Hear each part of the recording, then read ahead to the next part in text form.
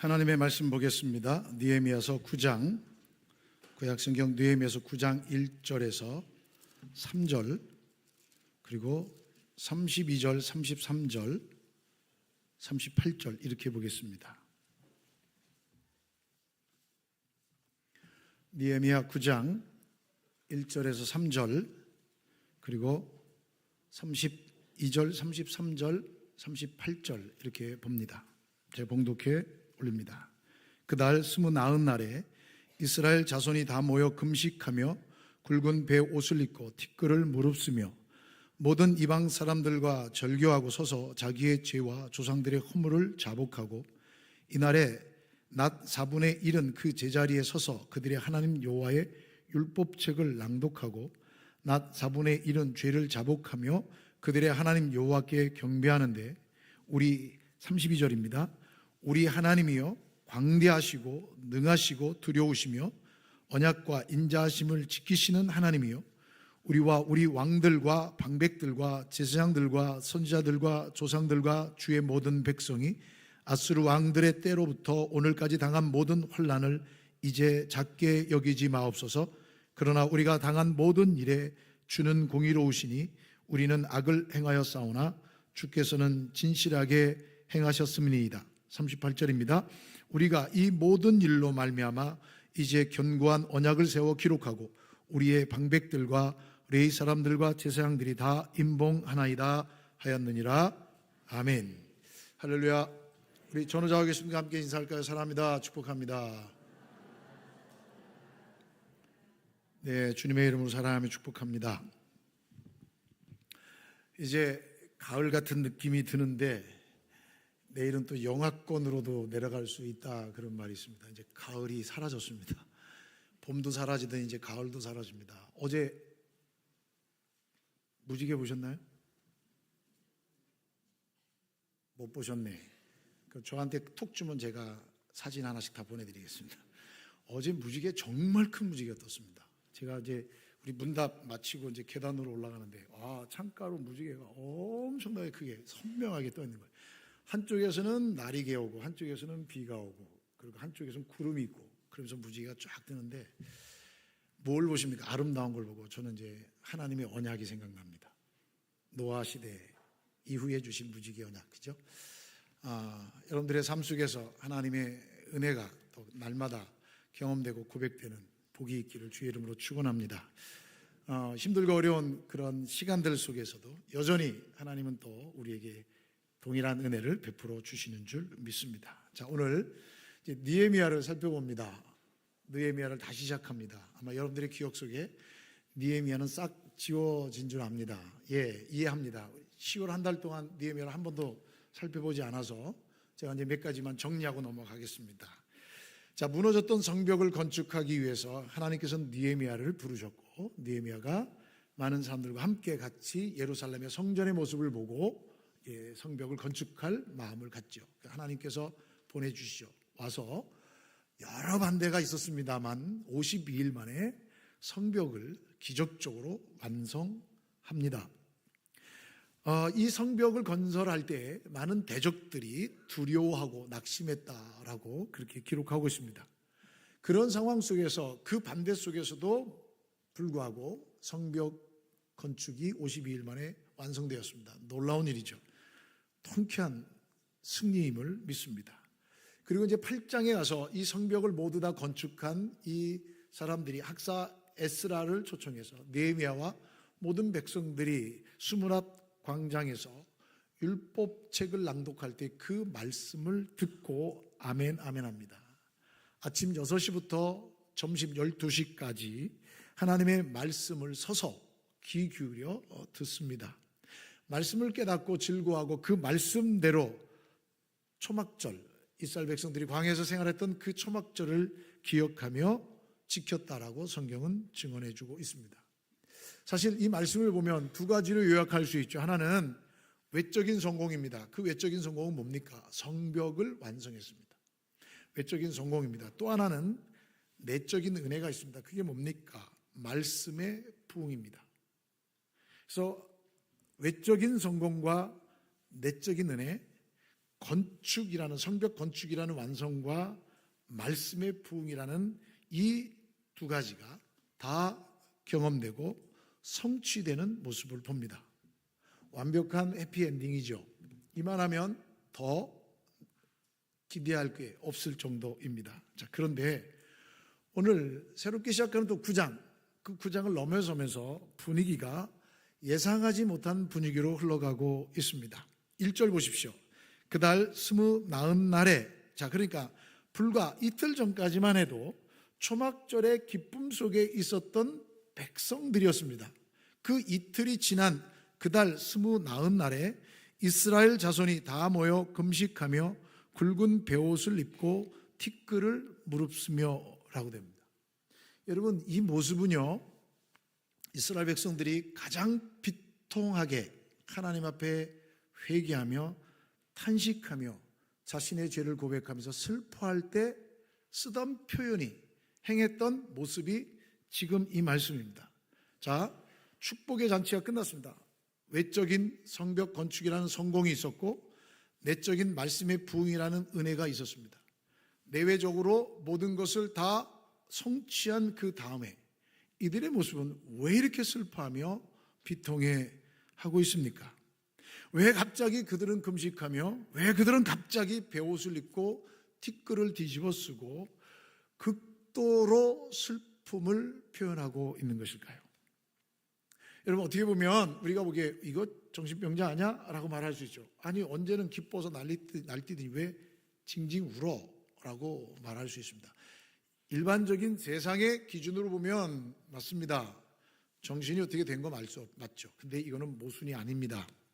절대 모순이 아닙니다. 이것이 진정한 부흥의 모습입니다. 진정한 부흥의 순서가 이렇게 진행된다는 겁니다.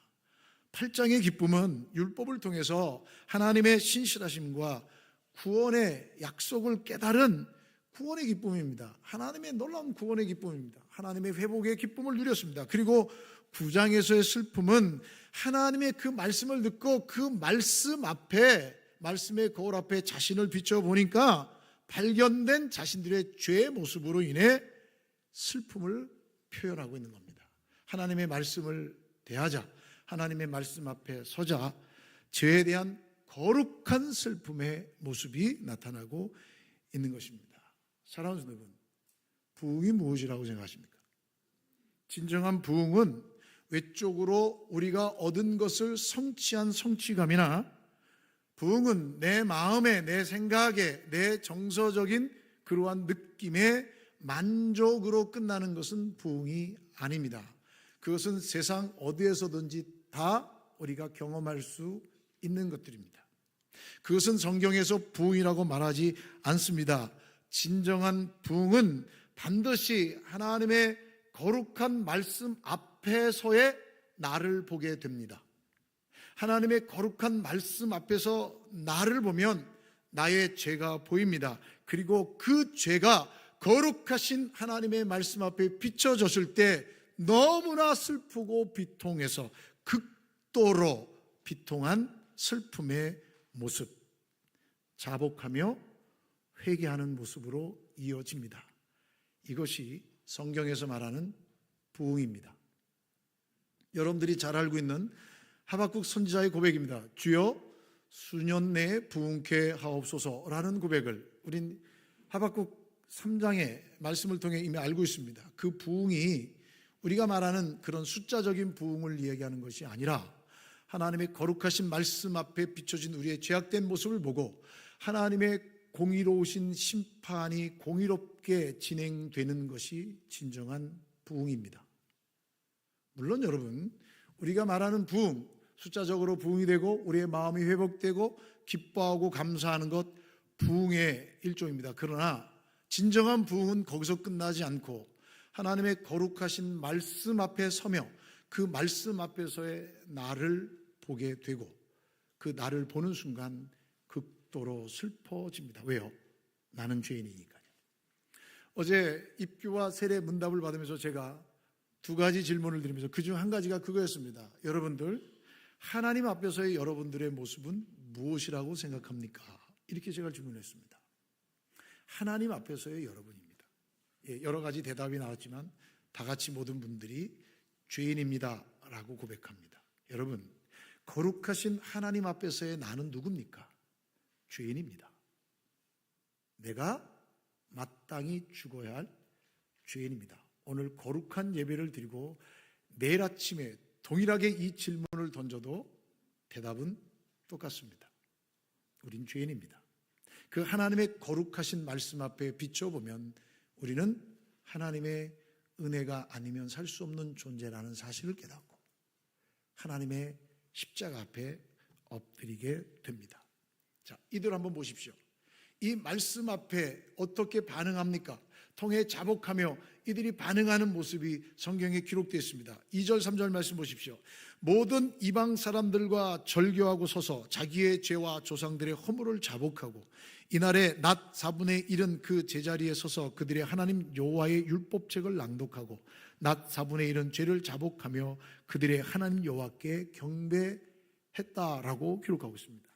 여러분, 오늘 본문 말씀에 보면 백성들의 반응이 구체적으로 세 가지가 나오는데, 첫 번째요, 그들은 이방 사람들과 절교했다 이렇게 말합니다. 이방 사람들과 절교했다는 것은요, 여러분, 사람을 차별대우했다는 얘기가 아닙니다.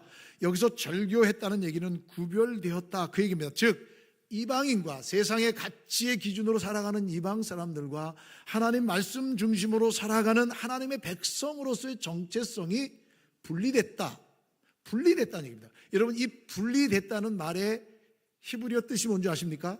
거룩입니다. 거룩이라는 말은 분리됐다는 얘기입니다. 거룩이란 말은 죄와 분리되어 있다라는 그런 의미입니다. 자신들의 죄를 깨달은 그들은 하나님의 말씀을 피하지 않습니다. 자신들의 죄를 깨달은 그들은 세상의 가치가 아니라 죄악된 풍습이 아니라 하나님의 거룩함을 회복하겠다라고 하는 영적인 결단이 바로 분리입니다. 거룩성을 회복하는 겁니다. 두 번째 반응입니다. 두 번째 반응은 어떤 반응을 보였습니까? 두 번째 보면 그들은 율법책을 낭독했다라고 말합니다. 이날에 낮 4분의 1은 그 제자리에 서서 그들의 하나님 여호와의 율법책을 낭독하고 라고 되어 있습니다. 낭독하고. 그들은 3시간 동안 하나님의 말씀 앞에 섰다는 얘기입니다. 6시부터 12시까지 말씀을 듣는데 3시간은 하나님의 말씀을 읽습니다. 낭독합니다. 그 말씀을 깊이 파고 들어갑니다. 그러자 어떻게 반응을 보입니까? 세 번째는 그들의 죄를 자복합니다. 또 보십시오. 낮 4분의 1은 죄를 자복하며 그들의 하나님 여호와께 경배했다라고 말씀합니다. 그들은 다른 3시간 동안 자신들의 죄와 조상들의 죄를 고백합니다. 여러분, 그들은 다른 게 아닙니다. 하나님의 말씀 앞에 서니까 하나님, 우리 민족이, 우리 조상이, 우리가 지금 이토록 고생당하고 고생하며 엄청난 어려움 속에 있는 이유가 바로 우리들의 죄 때문이었군요 라고 자신들의 죄를 발견합니다. 언제 자신의 죄를 발견합니까? 언제 자신의 죄를 들여다봅니까? 말씀 앞에 서야만 죄가 보입니다. 다른 방법으로는 죄를 감춥니다. 여러분, 왜 말씀이 중요합니까? 말씀은 거룩하신 하나님을 만날 수 있는 유일한 방법입니다. 그 말씀을 통하여 하나님을 만나고 거룩하신 하나님을 만나면 죄악된 우리의 모습을 발견하여 하나님의 거룩하심에 다가갈 수 없는 통탄의 비통의 슬픔을 잠기고 주님께서 우리에게 주신 회개를 통해 하나님의 거룩하심을 입을 수 있는 겁니다. 말씀을 읽었기 때문에 이들은 회개할 수 있었던 것이죠. 말씀이 없이는 자기 잘못을 알 수가 없습니다. 아마 말씀을 읽지 않았으면 그렇게 생각해요. 운이 나빴지. 우리가 하나님의 백성인데 운이 나빴으니까 포로 잡혀간 거야. 저들이 우리보다 강했으니까 잡혀간 거지 라고 핑계대면서 원망했을 것이죠. 그러나 말씀의 거울 앞에 서자, 하나님의 거룩하심 앞에 서자 고난의 원인이 바로 우리의 죄 때문임을 깨닫게 되었다라는 사실입니다. 사랑하는 여러분, 말씀은 우리의 죄를 보게 하는 거울입니다. 말씀 앞에 섰을 때 하나님의 은혜가 경험됩니다. 잠시 후에 우리는 성찬식을 거행할 겁니다. 성찬식은 제가 늘 강조하는 거지만 보이는 말씀입니다. 이 성찬식의 의미가 뭡니까? 그저 떡을 떼고 잔을 마시는 게 성찬식입니까? 아니죠. 이 성찬식은 내가 죽어야 할 그 자리에 우리 주님이 대신 죽어주셔서 나를 구원해 주셨습니다. 이 고백입니다. 말씀 앞에 서서 나는 죄인임을 다시 고백하는 겁니다. 말씀 앞에 서서 나는 영원한 하나님 나라에 내 의지로 갈 수 없는 존재인데 우리의 모습을 보지 않고 하나님의 언약의 말씀을 통해 붙들어 주시고 인도해 주심을 믿기에 더욱더 하나님을 의지하는 고백이 우리의 모습입니다. 사랑하는 성도는 아직도 세상에 한 발을 내딛고 교회에 한 발 내딛고 어정쩡한 모습을 유지하고 있지는 않습니까? 하나님보다 세상을 더 좋아하고 있지는 않습니까? 하나님보다 세상적 가치관에 더 몰두하고 있지는 않습니까? 하나님보다 물질을, 하나님보다 이 세상의 쾌락을 더 사랑하고 있지는 않습니까? 언제 우리가 우리의 정체성을 발견할 수 있습니까? 말씀 앞에 서야 합니다. 입으로는 주여 주여라고 부를 수 있을지만 삶으로는 전혀 변화되지 않고 주님을 부인하는 위선은 없습니까? 우리는 다시 말씀 앞에 서야 합니다. 지금 이 자리에 학습 받으실 분, 또 입교하실 분, 세례 받으실 분들이 있습니다. 잠시 예배 이 말씀 후에 이들은 학습을 받고 세례를 받고 입교하실 겁니다. 여러분, 그 세례와 학습과 입교가 무엇입니까? 내가 하나님의 백성으로 고백하는 순간이며 내 삶의 주인은 오직 하나님 한 분뿐임을 고백하는 시간입니다. 어떻게 해서 그런 믿음의 고백을 할 수 있습니까? 바로 예수 그리스도의 십자가의 피로 내 모든 죄가 씻음 받았음을 믿었다는 그 믿음 때문에, 이 믿음조차도 하나님이 나에게 허락해 주셨기 때문에 이제는 내가 세상적 삶이 아닌 하나님의 가치, 말씀 중심으로 살아가겠다는 결단의 시간이 바로 이 시간 아닙니까? 다시 말해 거룩한 분리를 결단하는 중요한 순간이 이 순간입니다. 우리 모두는 이미 그 순간들을 경험했습니다. 더 나아가 철저히 나는 죄인입니다. 예수 그리스도 십자가의 보혈로 말미암지 않고서는 구원받을 수 없는 죄인입니다라고 고백하는 시간입니다. 그럴 때 하나님께서 더 큰 은혜를 베풀어 주시지요. 그 은혜가 여러분들 가운데 가득 넘치시기를 다시 한번 주님의 이름으로 축원합니다. 두 번째, 이들의 반응입니다. 이들은 어떻게 반응을 보였습니까? 여러분 좀 깁니다. 4절부터 37절까지. 그래서 제가 중간중간 읽었는데 숙제입니다. 집에 가셔서 4절부터 37절 꼭 읽어봐 주시기를 부탁드립니다. 제가 좀 정리해 보겠습니다.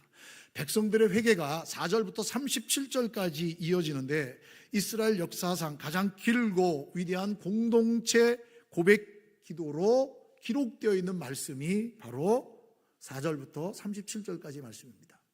공동체 고백 기도입니다. 가장 깁니다. 긴 내용을 딱 한마디로 요약하자면 하나님의 신실하심과 인간의 불신실함을 대조하고 있습니다. 하나님의 신실함 뭐예요? 변함이 없으신 거예요. 인간의 불신실함 뭐예요? 인간은 늘 바뀌는 거예요. 시간과 상황과 환경에 따라 바뀌는 거예요. 벌써 5절 6절 말씀해 보면 레위 사람들은 먼저 하나님의 위대하심을 찬양하고요, 7절 8절 말씀해 보면 아브라함을 선택하신 하나님의 신실하심을 찬양하고, 그리고 9절부터 11절 애굽에서 구원하신 능력을 찬양하고, 그리고 12절부터 25절 말씀까지 광야에서 인도하시고 율법과 만나와 성령을 주신 그 자비하심을 상실하게 기억하고 선포하는 장면이 나옵니다. 반면에 그들은 이스라엘의 역사를 이렇게 요약합니다. 16절 17절 말씀 보십시오. 그들과 우리 조상들이 교만하고 목을 굳게 하여 주의 명령을 듣지 아니하고 거역하며 목을 굳게 하며 패역하여 종되었던 땅으로 돌아가고자 하였나이다 라고 합니다. 여러분, 이들의 두 번째 반응은 뭡니까? 목이 뻣뻣하여 순종하지 않았습니다 라는 고백입니다. 26절 보십시오. 그들은 순종하지 아니하고 주를 거역하며 선지자들을 죽여 주를 심히 모독하였나이다. 즉 그들은 하나님 앞에서 큰 악을 행했다라는 고백합니다. 그래서 이들의 역사는 하나님께 불순종, 그로 인한 이방인으로부터의 억압, 하나님께 부르짖음, 하나님의 구원하심이라는 하향 나선형 구조를 이루고 있는, 반복하고 있음을 선언하고 있습니다. 여러분, 이러한 모습이 어디에 제일 많이 나옵니까? 사사기에 제일 많이 나옵니다. 하나님 앞에 불순종합니다. 범죄합니다. 이방인들로부터 압제를 당합니다. 고통 속에 부르짖습니다. 하나님이 긍휼을 베풀어 주시고 구원해 주시는 장면입니다. 하나님이 평안을 주시자 다시 하나님 앞에 범죄합니다. 그게 여러분 이들의 모습입니다. 지금 이스라엘 백성들은 그 하나님의 은혜 가운데 서서 그 하나님이, 우리의 민족이, 내가 이렇게 반복적으로 죄를 지었음을 고백합니다. 그리고 이 기도는 현재 자신들의 고통스러운 현실에 대한 고백을 하고 있습니다. 36절 37절 보세요. 우리가 오늘날 종이 되었는데 곧 주께서 우리 조상들에게 주신 주사 그것의 열매를 먹고 그것의 아름다운 소산을 누리게 하신 땅에서 우리가 종이 되었나이다. 하나님이 약속하신 땅에서 종이 됐다는 얘기입니다. 우리의 죄로 말미암아 주께서 우리 위에 세우신 이방 왕들이 이 땅에 많은 소산을 얻고 그들이 우리의 몸과 가축을 임의로 관할하오니 우리의 곤란이 심하오며 종이 되어 큰 환난을 겪고 있었음을 얘기합니다. 성벽을 재건했지만 여전히 이들은 페르시아 속국입니다. 여러분, 성벽을 재건하고 하나님의 은혜를 경험했지만 여전히 자기네 약속의 땅 그곳에서 소산물들을 가지고 이방 왕을 섬기는 자들이 되었습니다. 노예 신세였습니다. 이 얼마나 비참한 현실입니까? 아마도 이렇게 얘기할 수 있습니다. 하나님, 성벽을 다 지었는데 왜 우리가 이렇게 살아야 합니까? 하나님, 우리가 하나님 앞에 경배하고 절기를 지켰는데 왜 우리가 이렇게 고통스러워합니까? 라고 원망할 수도 있습니다. 그러나 그들은 그렇게 하지 않습니다. 보십시오. 33절 보십시오. 우리에게 이 모든 일이 닥쳐왔지만 이것은 주님의 잘못이 아닙니다. 이렇게 고백합니다. 여러분, 또 잘못은 우리가 저질렀습니다. 주님께서는 이를 올바르게 하셨습니다. 우리의 왕들과 대신들과 제사장들과 조상들은 주님의 율법을 따르지 않았습니다. 주님의 계명에 귀를 기울이지도 않고 타이르시는 말씀도 듣지 않았습니다. 라고 고백하는 장면이 나옵니다. 여러분, 이게 진짜 회개입니다. 회개는 하나님을 원망하고, 회개는 자신의 행위를 드러내서 자신의 정당함을 나타내는 것이 아니라 철저하게 하나님은 공의로우십니다, 나는 죄인입니다 라는 고백이 진정한 회개입니다. 여러분, 이들의 두 번째 반응은 하나님은 공의롭다는 고백입니다. 자신들의 고난을 하나님 탓으로 돌리지 않았습니다. 오히려 하나님은 공의로우십니다. 우리가 벌을 받는 것이 마땅합니다. 우리가 악을 행했기 때문입니다라고 고백합니다. 그들은 하나님을 변하고 자신들을 고발하고 있습니다. 이것이 우리가 가져야 할 신앙적 태도임을 보여줍니다. 여러분, 성찬을 대할 때 어떤 마음으로 성찬을 대하십니까? 이 성찬을 보며 하나님의 신실하심을 기억해야 합니다. 하나님이 약속하셨고 그 약속을 지키시기 위해 독생자 외아들을 하늘보좌를 버리게 하시고 낮고 천한 인간의 모습으로 오셔서 십자가의 제물되어 죽게 하셨습니다. 그게 하나님의 진실하신 모습입니다. 하나님 아버지이심을 이 성찬식을 통해 우리는 기억해야 합니다. 동시에 우리의 불신실함을 기억해야 합니다. 무엇입니까? 이 십자가는 내가 받아야 할 잔입니다. 이 십자가에 예수님을 못 박은 자는 바로 나입니다 라는 자신의 죄를 고백해야 합니다. 이스라엘 백성들처럼 주는 공의로우십니다. 나는 이 떡을, 이 잔을 대할 자격이 없는 죄인입니다. 나는 이 잔을 마실지라도 여전히 죄인입니다. 나를 향한 주님의 심판은 공의롭습니다 라고 고백할 수 있어야 합니다. 그래서 우리의 신앙의 고백은 날마다 또다시 하나님 나라에 이를 때까지 이 십자가의 은혜 앞에 서 있어야 우리의 신앙이 다시 새로워지고 어떤 유혹 속에 넘어가지 않고 어떤 도전 속에서도 하나님의 거룩한 백성의 정체성을 잊지 않는 것입니다. 저나 여러분들이나 동일하게 날마다 하나님의 말씀의 은혜 앞에 서 있어야 합니다. 그리고 세 번째 반응입니다. 여러분 보십시오. 이들은 슬퍼하고 죄를 고백하는 데서 끝나지 않습니다. 이들은 결단합니다. 38절 말씀 보세요. 우리 다 같이 읽어보겠습니다. 시작. 우리가 이 모든 일로 말미암아 이제 견고한 언약을 세워 기록하고 우리의 방백들과 레위 사람들과 제사장들이 다 임봉하나이다 하였느냐. 자, 그들이 언약을 세웁니다. 이 언약은 새로운 언약이 아니라 갱신 언약입니다. 10장에 보면요, 그들이 하나님 앞에 결단합니다. 이방인과 통혼하지 않겠습니다.